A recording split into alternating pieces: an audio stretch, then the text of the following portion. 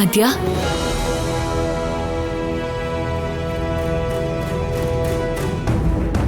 ಎಲ್ಲ ನೀನ್ ಅನ್ಕೊಂಡ್ ಹಾಗೆ ನಡೀತಿದ್ರೆ ಯಾಕೆ ಅಳು?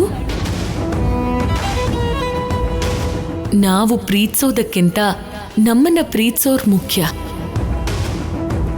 ನಿನಗೆ ನೀನು ಮೋಸ ಮಾಡ್ಕೋಬೇಡ. ಈಗ್ಲೂ ಏನು ಮಿತಿ ಮೀರಿ ಹೋಗಿಲ್ಲ. ಹೋಗೋದಕ್ಕೂ ಮೊದಲು ಒಂದು ಕ್ಷಣ ಯೋಚನೆ ಮಾಡು. ನೀನೇನನ್ನ ಕಳ್ಕೊತಿದ್ಯಾ ಅಂತ ನಿನಗೆ ಅರ್ಥ ಆಗತ್ತೆ.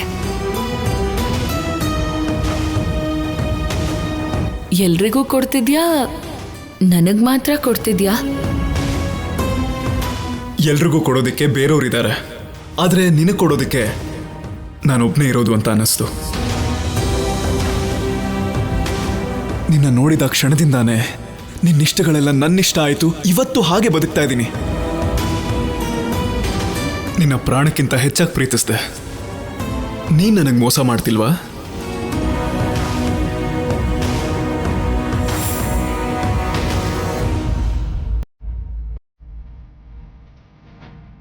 ನಾವು ಪ್ರೀತಿಸೋದಕ್ಕಿಂತ ನಮ್ಮನ್ನ ಪ್ರೀತಿಸೋರ್ ಮುಖ್ಯ.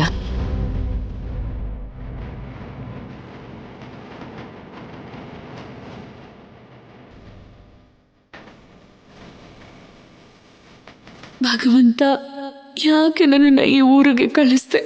ಯಾಕೆ ಮತ್ತೆ ನನ್ನನ್ನು ದೂರ ಕರ್ಕೊಂಡು ಹೋಗ್ತಿದ್ಯಾ? ಈ ನೋವನ್ನೆಲ್ಲ ಅನುಭವಿಸೋದಕ್ಕ ಒಂದ್ ಕಡೆ ಅಮ್ಮನ ಕೊನೆಯ ಕೋರಿಕೆ, ಇನ್ನೊಂದ್ ಕಡೆ ಅಪ್ಪನ ಜೊತೆ ಆಸ್ಟ್ರೇಲಿಯಾಗೆ ಹೊರಟೋಗ್ಬೇಕು.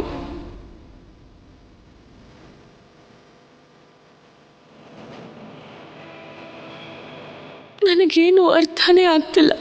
ಇಲ್ಲಿಂದ ಹೊರಟು ಹೋಗ್ತಿದ್ರೆ ನನ್ನ ಪ್ರಾಣ ಹೋಗ್ತಿರೋ ಹಾಕಿದೆ.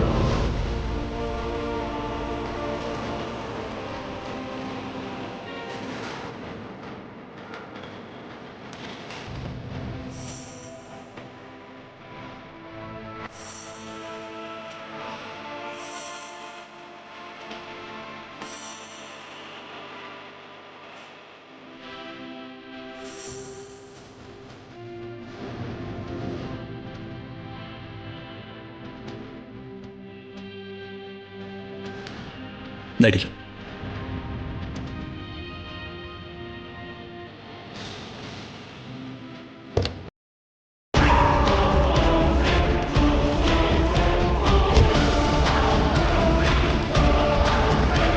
ಆದ್ಯಾ, ಆದ್ಯಾ, ಆದ್ಯಾ.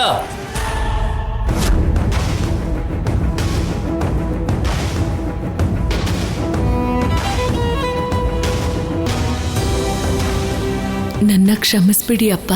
ನೋವನ್ನ ಎಷ್ಟು ತಡ್ಕೋಬೇಕು ಅನ್ಕೊಂಡ್ರೂ ಆಗ್ತಿಲ್ಲ. ನಾಳೆ ಆಸ್ಟ್ರೇಲಿಯಾಗೆ ಬಂದ್ಮೇಲೂ ಕೂಡ ಹೀಗೆ ನೋವು ಅನುಭವಿಸ್ತಿರ್ತೀನಿ ಅಂತ ಅನ್ನಿಸ್ತು. ಯಾಕೆ ಅಂದರೆ ನಾನಿಲ್ಲಿ ಇರೋದಕ್ಕೆ ಕಾರಣ ಇವ್ರು ತೋರಿಸಿರೋ ಅನುಬಂಧ ಮಾತ್ರ ಅಲ್ಲ. ಇದು ನನ್ನ ಮಮ್ಮ ಕೊನೆ ಕೋರಿಕೆ. ನನಗೆ ಆಸ್ಟ್ರೇಲಿಯಾ ಬರೋದಕ್ಕೆ ಸ್ವಲ್ಪನೂ ಇಷ್ಟ ಇಲ್ಲ. ಸಾರಿ ಡ್ಯಾಡಿ.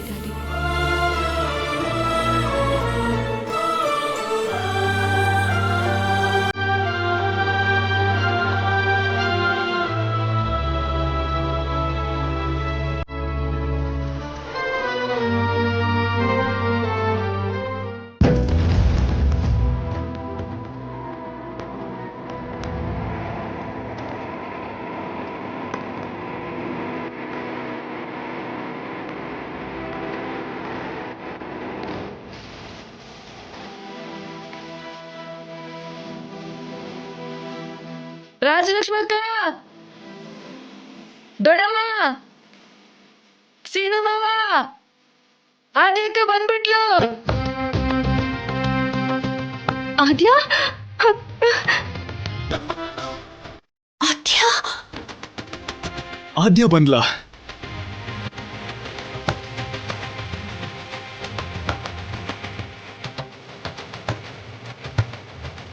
ಆದ್ಯಕ್ಕ ಬಂದ್ಬಿಟ್ಲು, ಬೇಗ ಬನ್ನಿ. ಆದ್ಯಕ್ಕ ಬಂದ್ಲು, ಬೇಗ ಬನ್ನಿ. ಆದ್ಯಕ್ಕನ ಬಂದ್ಬಿಟ್ಟು ಹೋಗಿಲ್ಲ, ವಾಪಸ್ ಬಂದ್ಬಿಟ್ಲು. ಬೇಗ ಬನ್ನಿ. ಆದ್ಯಕ್ಕ ಮನೆಗೆ ಬಂದ್ಬಿಟ್ಲು. ಮಾವ, ಅಪ್ಪ, ಅಮ್ಮ ಎಲ್ರೂ ಬನ್ನಿ.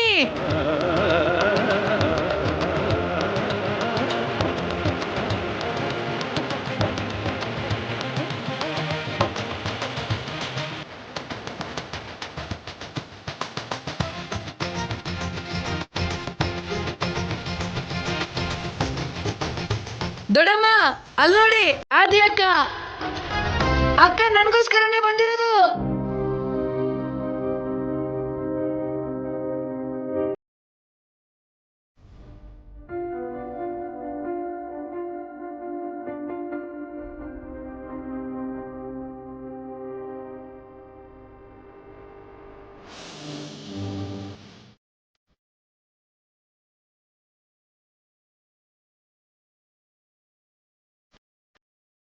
ಇಲ್ಲ ಕಣು, ಆದ್ಯಂಗೆ ನಾನಂದ್ರೆ ಇಷ್ಟ, ನನಗೋಸ್ಕರನೇ ಬಂದಿರೋದು.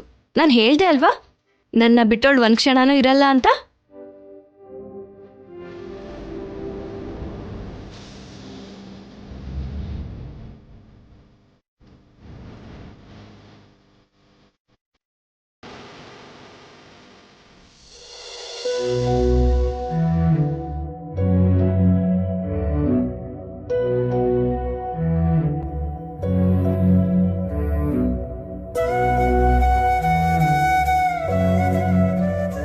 ಆದ್ಯನ್ಗೆ ನನ್ನ ಮೇಲೆ ಅಭಿಮಾನ ಇದೆ, ಅದಕ್ಕೆ ಬಂದಿದ್ದಾಳೆ.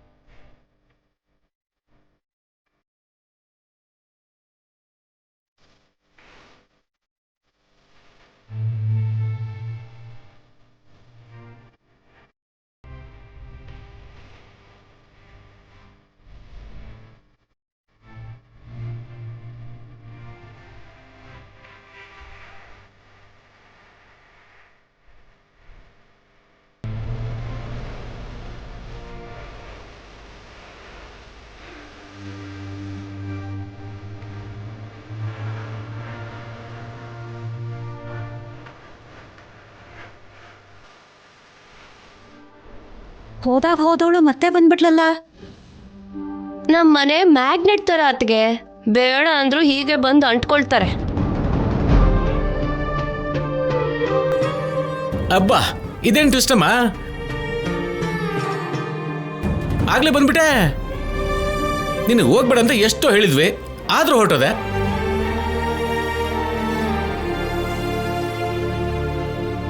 ಮತ್ತೆ ಮನೆ ನೆನಪಾಗಿ ವಾಪಸ್ ಬಂದೆ ಅಲ್ವಾ?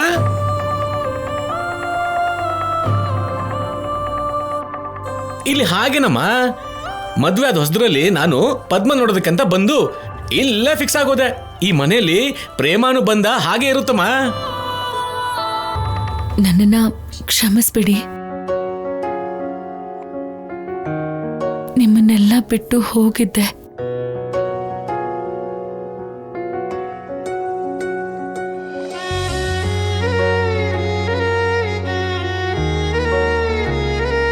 ನಾಳೆಯಿಂದ ನೀವಿಲ್ದೇ ಇರೋ ಜೀವನಾನ ಊಹಿಸ್ಕೊಳ್ಳೋಕ್ಕಾಗ್ಲಿಲ್ಲ.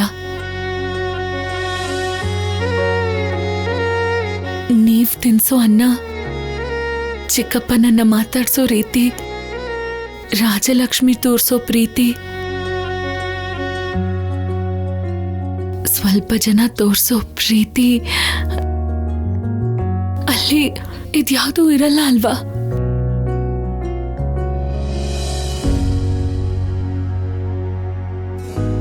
ನೀನು ವಾಪಸ್ ಬಂದಿದ್ದು ಒಳ್ಳೇದಾಯ್ತಮ್ಮ. ನೀನು ಮನೆಯಿಂದ ಹೋದಾಗಿಂದ ನನ್ನ ಮನಸ್ಸಿಗೆ ನೆಮ್ಮದಿನೇ ಇರಲಿಲ್ಲ.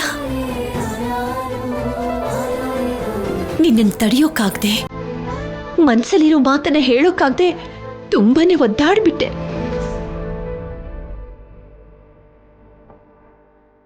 ನೀನು ಬೆಳಗ್ಗೆಯಿಂದ ಸಂಜೆವರೆಗೂ ಕಾಲೇಜಿಗೆ ಹೋದ್ರೇನೆ ಏನೋ ಒಂಥರ ಅನ್ನಿಸ್ತಿತ್ತು.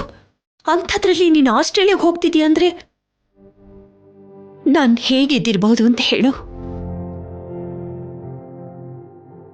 ಅಬ್ಬಾ, ಈ ದರಿದ್ರ ಪ್ರೀತಿ ನೋಡಕ್ಕಾಗದೆ ಸಾಯ್ತಾ ಇದ್ದೀನಿ. ನನಗೂ ಹೋಗಕ್ಕಿಷ್ಟ ಇರಲಿಲ್ಲ. ಅಪ್ಪನಿಗೋಸ್ಕರನೇ ಹೋಗಿದ್ದು.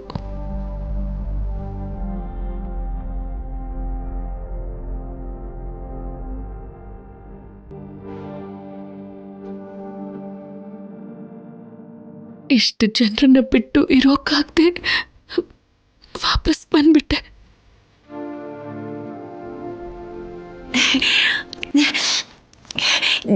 ನೀವೆಲ್ಲರೂ ಮಾತಾಡ್ತಾ ಇರಿ. ಆದ್ಯ ವಾಪಸ್ ಬಂದಲ್ಲ, ಆ ಸಂತೋಷಕ್ಕೆ ಎಲ್ರಿಗೂ ರವೆ ಉಂಡೆ ಮಾಡ್ಕೊಂಡು ಬರ್ತೀನಿ. ತಂಗಿಯಮ್ಮ, ಸ್ವಲ್ಪ ದೊಡ್ಡದಾಗಿರೋ ಲಾಡ್ ಮಾಡು. ಸರಿ. ಇಲ್ಲೇ ಪದ್ದು, ನೀನು ಹೋಗಿ ಸಹಾಯ ಮಾಡೆ. ಒಂದು 3-4 ಹಂಗೆ ಎತ್ತಿಡ್ ನಂಗೆ. ಅಕ್ಕ, ನೀನ್ ಬರ್ತಿದಂಗೆ ಮನೆಗ್ ಸಂತೋಷ ಟಪಾಂಗುಚಿ ಮಾಡ್ಕೊಂಡ್ ಬಂದ್ಬಿಡ್ತು. ನಿಜಾನೇ ಆದ್ಯ, ನೀನ್ ಇಲ್ದೇ ಇದ್ದಿದ್ದಕ್ಕೆ ಇಷ್ಟೊಂದ್ ಜನ ಇದ್ರು ಕೂಡ ಯಾರೂ ಇಲ್ಲ ಅನ್ನೋ ಹಾಗೆ ಅನಿಸ್ತಿತ್ತು.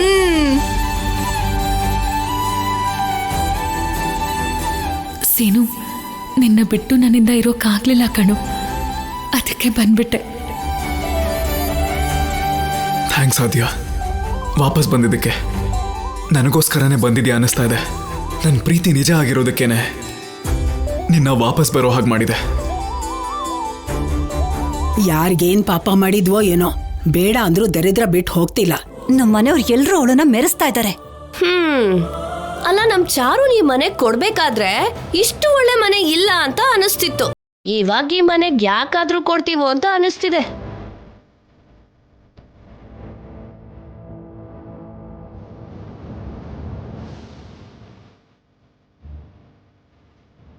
ನಿಮ್ಮ ಅಪ್ಪನೂ ನಿನ್ ಜೊತೆ ಕರ್ಕೊಂಬರ್ಬೋದಿತ್ತಲ್ವಾ? ಅಪ್ಪ ಜಾಬ್ ಬಿಟ್ಟು ಹೇಗ್ ಬರ್ತಾರೆ ಚಿಕ್ಕಪ್ಪ? ನಾನಂತೂ ನಿಮ್ಮನ್ನೆಲ್ಲ ಬಿಟ್ಟು ಇರೋಕ್ಕಾಗದೆ ಬಂದ್ಬಿಟ್ಟೆ. ನಾನು ಬಂದಿರೋದು ನಿಮ್ಮೆಲ್ಲರಿಗೂ ಭಾರ ಏನೂ ಆಗ್ತಿಲ್ಲ ತಾನೆ? ಭಾರನ? ಅದೇನ್ ಮಾತು ಅಂತ ಆಡ್ತಿದ್ಯಮ್ಮ? ನಿನ್ನ ನೋಡಿ ಇರೋ ಭಾರ ಎಲ್ಲ ಇಳಿದೋಯ್ತಮ್ಮ. ಸಂತೋಷದಿಂದ ನನ್ನ ಹೃದಯ ಕುಣಿದಾಡ್ತಾ ಇದೆ. ಆಹಾ, ಅದೇ ಸಂತೋಷಕ್ಕೆ ಆದ್ಯನ ಹೆಗಲ್ ಮೇಲೆ ಹೊತ್ಕೊಂಡು ಊರೆಲ್ಲ ಮೆರವಣಿಗೆ ಮಾಡಿಸ್ಕೊಂಡ್ ಬನ್ನಿ. ನಮ್ಮನೆ ದೇವತೆ ಮತ್ತೆ ಬಂದ್ಲು ಅಂತ. ಹಂಗೆ ಮಾಡ್ತೀನಿ ಕಣೆ. ರಾಜಲಕ್ಷ್ಮಿ, ಆದ್ಯನ ಒಳಗೆ ಕರ್ಕೊಂಡು ಹೋಗು.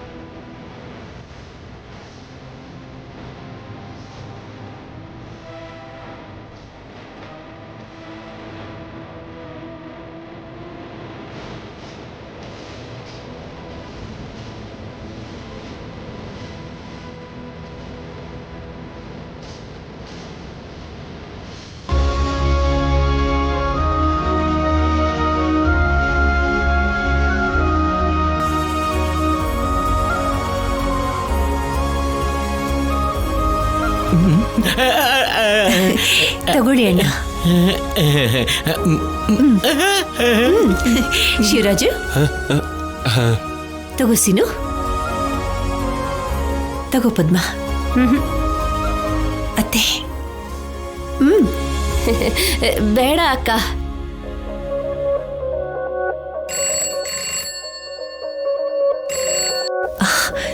ಹಲೋ ಹಲೋ ನಾನು ಕಿಶೋರ್. ಹೇಳಿ ಕಿಶೋರ್ ಅವರೇ.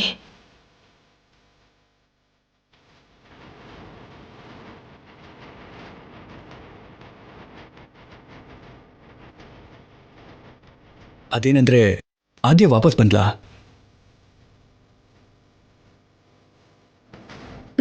ವಾಪಸ್ ಬಂದಿದ್ದಾಳೆ, ಇಲ್ಲೇ ಇದ್ದಾಳೆ. ಆದ್ಯ ತಗೋ ಮಾತಾಡು.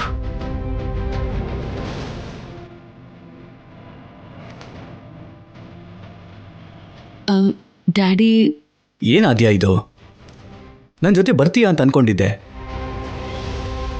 ಆದ್ರೆ ಒಂದೇ ಸಲಕ್ಕೆ ನನ್ನ ಕೂಡ ಬೇಡ ಅನ್ಕೊಂಡು ಹೊರಟೋದೆ. ಕನಿಷ್ಠ ನನ್ನ ಹತ್ರ ಒಂದು ಮಾತಾದ್ರೂ ಹೇಳ್ಬೇಕಲ್ವಿನಮ್ಮ? ಸಾರಿ ಡ್ಯಾಡಿ, ನನ್ನಿಂದ ಆಗ್ಲಿಲ್ಲ.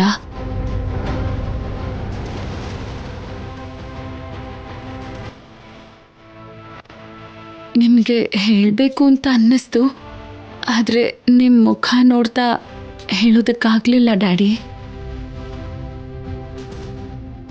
ಅದಕ್ಕೆ ಹೇಳ್ದೇನೆ ಬಂದ್ಬಿಟ್ಟೆ.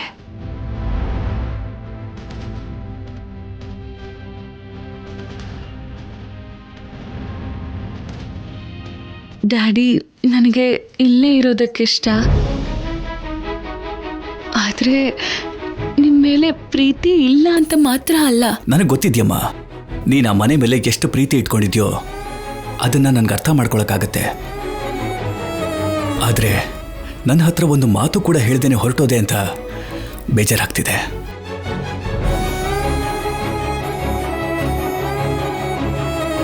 ನೀನು ಎಲ್ಲಿದ್ರೂ ಸಂತೋಷವಾಗಿರ್ಬೇಕು ಅಂತ ನಾನು ಕೇಳ್ಕೊತಿದ್ದೀನಮ್ಮ. ಆದರೆ ಅಲ್ಲಿ ಎಷ್ಟು ದಿನ ಅಂತ ಇರ್ತೀಯ? ಅಮ್ಮ ಆದ್ಮೇಲೆ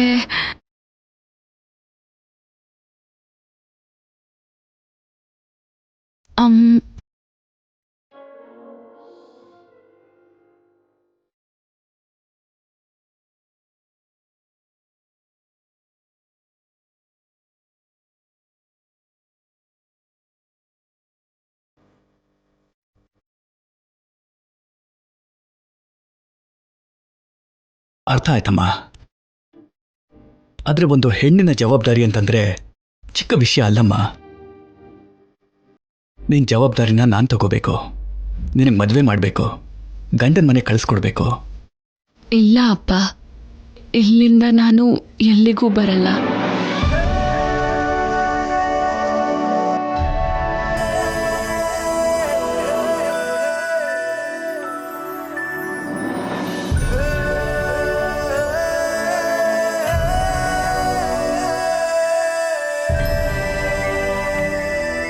ಇನ್ಮೇಲೆ ನಾನು ನಿನ್ನ ನೋಡಬೇಕು ಅಂದ್ರೂ ನೀನೇ ಇಲ್ಲಿಗೆ ಬರಬೇಕು.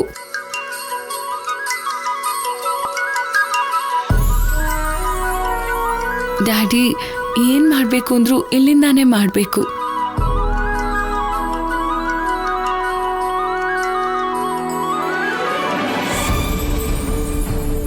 ಅಷ್ಟಕ್ಕೂ ಮಮ್ಮ ಈ ಊರಿನ ಬಗ್ಗೆ ಯಾಕಷ್ಟು ದೊಡ್ಡ ಮಾತುಗಳನ್ನು ಹೇಳಿದ್ರು ಈಗ ಅರ್ಥ ಆಯ್ತು ಡ್ಯಾಡಿ.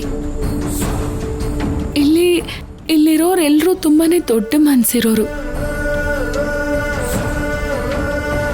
ಇನ್ಮೇಲೆ ನನ್ನೂರು ಆಸ್ಟ್ರೇಲಿಯಾ ಅಲ್ಲ ಅಪ್ಪ, ರಾಮಾಪುರ.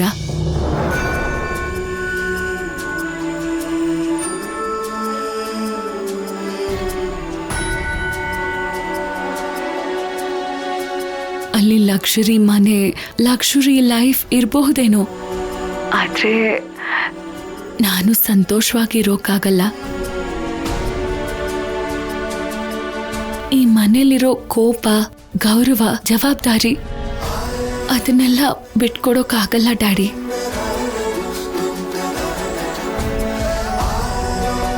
ಇವ್ರ ಜೊತೆ ಎಲ್ಲ ಇದ್ರೆ ನಾನು ನೋವನ್ನ ಮರ್ತು ಹೋಗ್ಬಿಡ್ತೀನಿ ಅಪ್ಪ.